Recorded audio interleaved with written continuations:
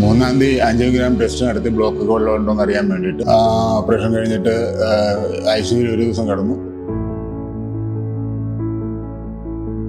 4-5 വർഷം മരുന്ന് കഴിച്ചു.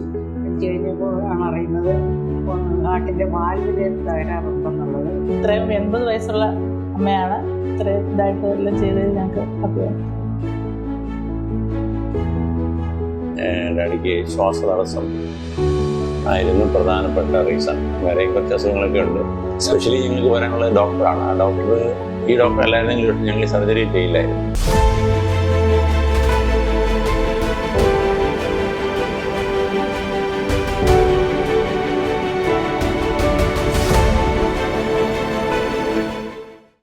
എൻ്റെ പേര് ബോബി കെ പൗലോസ്.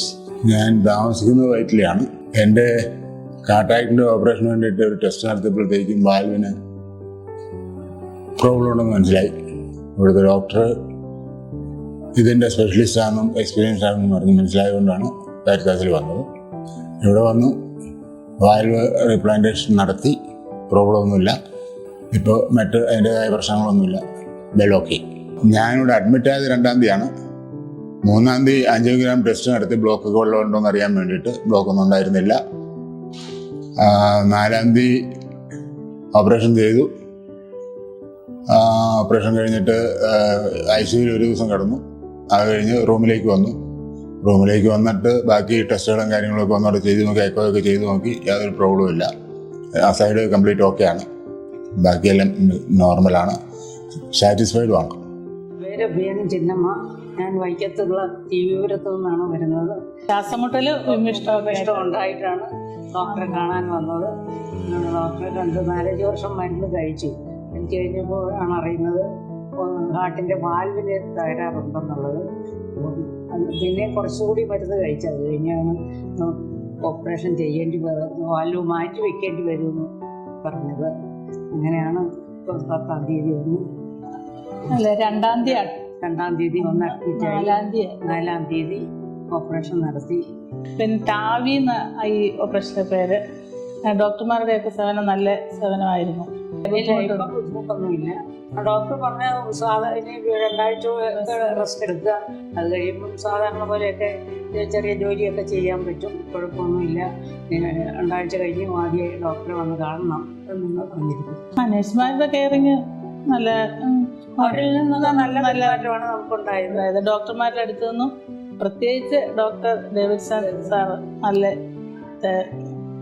എല്ലാ ഡോക്ടർമാരും അതെ, ജോബി ഡോക്ടറും സാറും എല്ലാവരും നല്ല രീതിയിൽ നമുക്ക് വേണ്ട എല്ലാ സഹായങ്ങളും സഹകരണങ്ങളും ചെയ്തു തന്നു.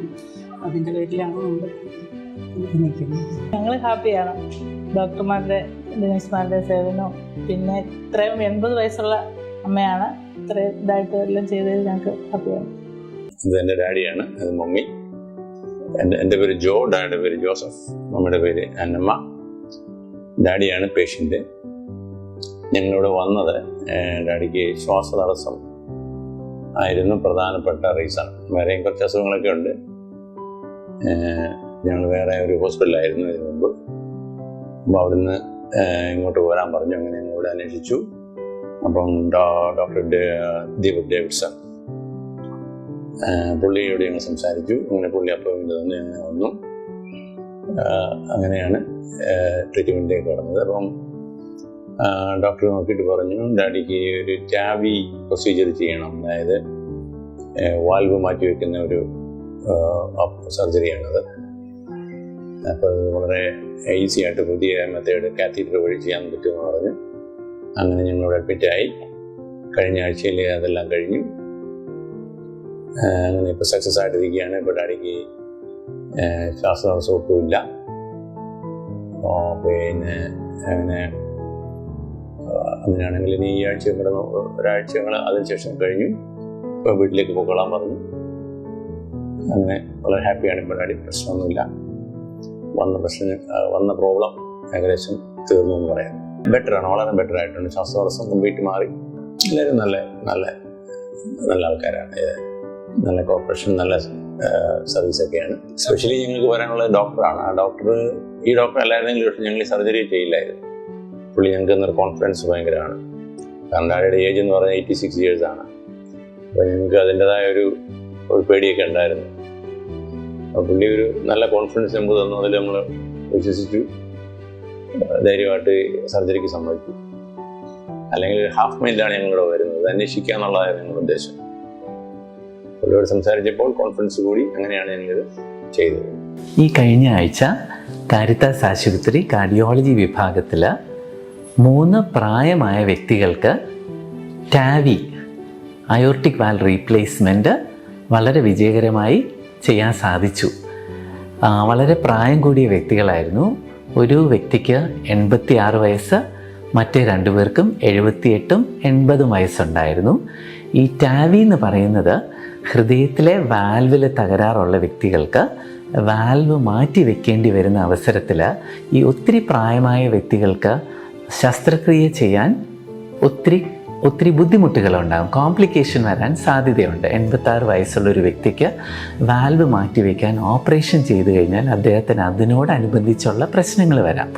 അതുകൊണ്ട് ഓപ്പൺ ഹാർട്ട് സർജറി കൂടാതെ, അതായത് ഹൃദയം തുറക്കാതെ ഹൃദയത്തിലെ വാൽവ് കാലിലൂടെ വാൽവ് കടത്തിവിട്ട് മാറ്റിവെക്കുന്ന ആ ഒരു പ്രൊസീജിയറിനെയാണ് ടാവി എന്ന് പറയുന്നത്.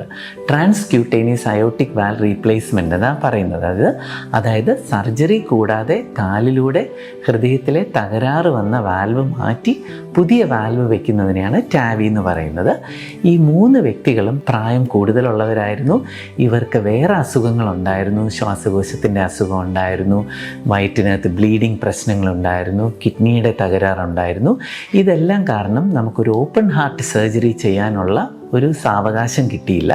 അതുകൊണ്ടാണ് ഈ 3 വ്യക്തികൾക്കും കാലിലൂടെ വിജയകരമായി നമുക്ക് ചെയ്യാൻ സാധിച്ചത്. ഈ 3 വ്യക്തികളെയും നല്ല പൂർണ്ണ ആരോഗ്യത്തോടുകൂടി കാരിത്താസ് ആശുപത്രിയിൽ നിന്ന് ഡിസ്ചാർജ് ചെയ്യാനും സാധിച്ചു.